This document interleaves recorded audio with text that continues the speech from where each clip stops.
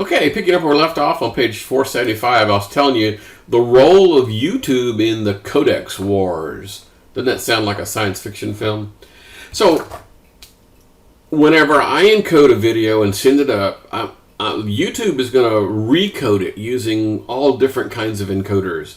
And so it's going to, when you connect with an iPad, it's going to say, well, we know which one iPad prefers. We'll send you number 4.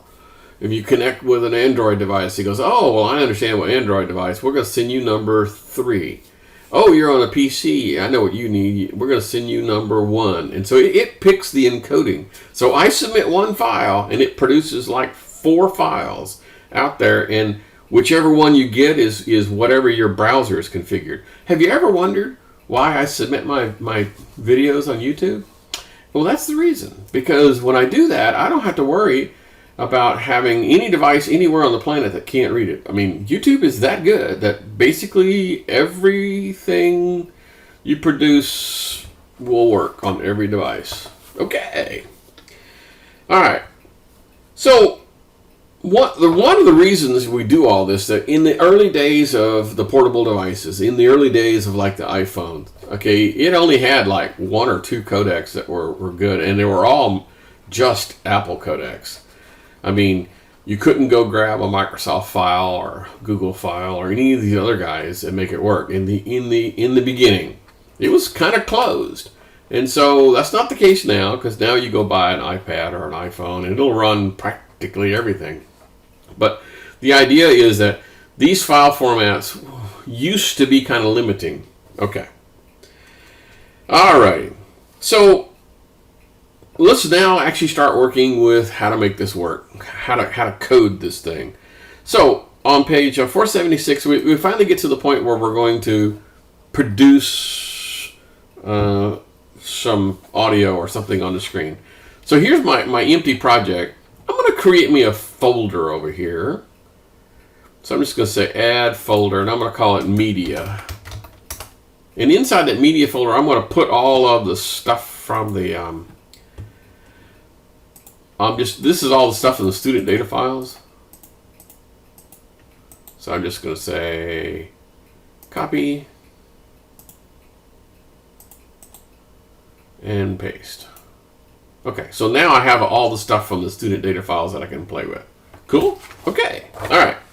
So one of the simplest ways to provide like audio to a browser is just throw them the file, like a hyperlink. I mean, that's all we're talking about. We're going in here and we create a, you know how to do that. One of these href guy, and it points to, let's see which one we should be using here as an example. It's kind of hard to tell. Let's just use, this one's probably not that big. I don't want a very large one here. Okay, so then we say, I don't know, sound loop. Okay, so this is not complicated. All I'm using is a hyperlink. All right, so let's just do this. So I'm going to run this guy in the browser. And why is my machine being pokey? And so I hit this button and I get this little sound loop. So this, if you're familiar with this thing, this basically is the Windows Media Player. So basically what happened is I just threw this file at you and told, I didn't have any control over it. I just threw it to you in whatever browser you happen to be using and whatever machine you happen to have. If this was on an Apple machine, perhaps it would have launched QuickTime. If it's on a Windows machine, maybe it's Windows Player. If you were on a more modern browser, maybe it would have even done it internally. So this is actually not the recommended way of doing it. Normally you don't just throw files at people and expect them to say, handle it. Because what happens if they can't handle it? Well, too bad, right? Well, here's the file, you deal with it. Well, that's not the way we do things on the web. Okay. So let's talk about, in the book they go into a great deal of effort talking about the sources for audio files. Okay. Other than obviously creating them yourself. There are an awful lot of copyright issues. Once again, when you go on the web, you can find, freely available audio files, like, for example, that sound loop thing.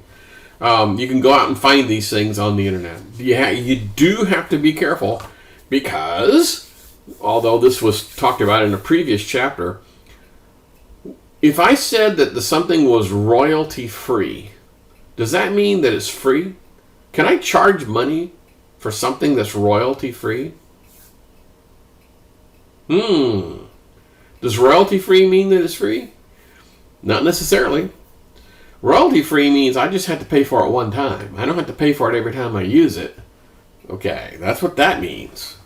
So, be careful when you go get these files that you don't end up copying somebody's work. And we're going to come back and talk about copyright issues a little later on in this chapter. But for right now, just be careful. Okay, inside an audio file, it is possible that a single audio container could have multiple audio streams of different quality. I could have a sampling rate that was big and a sampling rate that was small. Basically, the better the sampling rate, the better the music would be. For example, if you're downloading an MP3 song, you'd want very high sampling rate in order for it to appear almost as good as the original. Okay. The same thing with video. Clearly, the same copyright kind of issues when you're poking around the web. You can't just go, oh, cool, that's a nice video on YouTube. I'll capture that. No. There's a lot more to it. So now let's talk about accessibility. Well, I just put an audio file out there. Let's say it was a transcript or a podcast. Let's do the podcast one. I should have done that one first. So I want somebody to hear my podcast. Okay, cool. But what happens if you can't hear my podcast? So I'm going to have a transcript or something, aren't I? So this guy starts off with a little bit of music and then it goes into textbook. Yeah. If this were an actual podcast, it would focus on a topic. Okay. The idea is that if you were providing content to them, you probably need to do a transcript. So every time you have a video or every time you have audio, you really need to have lots of other things. A transcript is typically what happens, like you have a file you can download, a text file that basically has the contents of what was in the podcast. If it was a video, you probably need that closed caption thing. YouTube and lots of other companies have this an automatic closed caption system where it can do speech recognition and take my words on my video and produce honest to God transcript that runs across the bottom, a little crawl across the bottom of the screen. It's not that good. The error rate is around 4%, and you might think 4%, that's pretty good. No, it's not. It's horrible. Even error rate down to 1 or 2%, it's still pretty bad. So the technology just quite isn't there. Typically what you would do if you're producing a video is you would either sit down and go through and do the transcript and the closed captioning yourself. The software is out there for free. Or you would hire another company to come in and just do the transcript closed captioning for you. I would just send them the file. I'd give them a couple of days. They send the file back. It's not that expensive. In some cases, I've seen it as low as $1 a minute.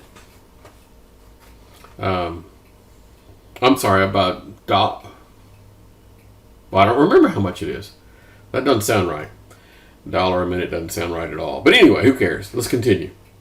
So, in addition to accessibility with disabilities, we also need to consider browser capability.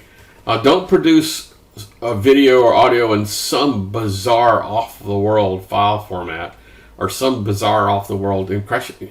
It may be the latest and greatest, superest duperest, compression algorithm out there for that audio file. But if only 10% of the people have it, you're not doing yourself any good. Okay. So unlike sending things to YouTube where it breaks them up into 4 or 5 different file formats. If you're hosting this on your machine, you're going to have to produce that podcast in 3 or 4 different file formats. Okay? You're not going to be, sending it off to YouTube and have them do the magic. Since you're hosting it on your machine, you're going to have to do the magic. Okay. On page 479, they talk about Flash. Now, Flash used to be, the most beautiful thing in the world. You come across a web page and it had cool animation across the top and little creatures wandering around and all sorts of cool. I still get Flash enabled, Christmas cards and things, and they're entertaining, they're engrossing, they're fantastic. The problem is that Flash is a security issue. So again, most browsers end up not doing them with a embedded type of Flash thing. They basically have built-in Flash inside. Okay, so let me go about how you would go do this. Well, here's how you would do this. You would do this with the embed.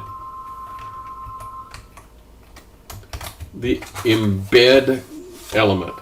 That's the one that basically tells me I'm going to send you an embedded piece of stuff. Okay. In theory, these things are self-contained, and whatever shows up in here should just run. So what happens if you don't have Flash either inside the machine or the Flash player itself? What happens? How do I have alternate content for those guys? Well, that's really the problem. Okay, so I'm going to go here, and I'm going to give it a type. And the type is going to be one of those things where you have to tell the machine to the other end what the heck to expect. So this is the application, and I'm going to say it. X used to mean experimental, but now it basically means outside. So they kind of did that. Shockwave, because that was the original name, not the current one. Shockwave Flash. Okay, that tells me what type of content I'm expecting to have. The source for this guy, which means the actual thing I'm going to be doing, is this lighthouse. Whoa. Let's try that again.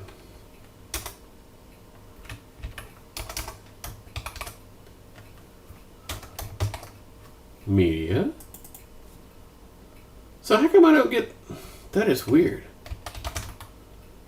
Lighthouse SWF.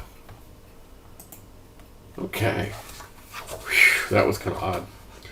You can throw in some extra things like the width and the height, but that's good enough for start. Now, hey, let's just see if this thing works, okay? Let's just fire it up. I'm using Internet Explorer, and there we go. It's a little kind of a movie, it's really like a slideshow going on. And so my Flash content just magically showed up. Kind of cool, huh? This could be interactive. You could have hotspots, you can have clicks, you can have little games going on. The amount of things you can do with this is actually pretty doggone cool.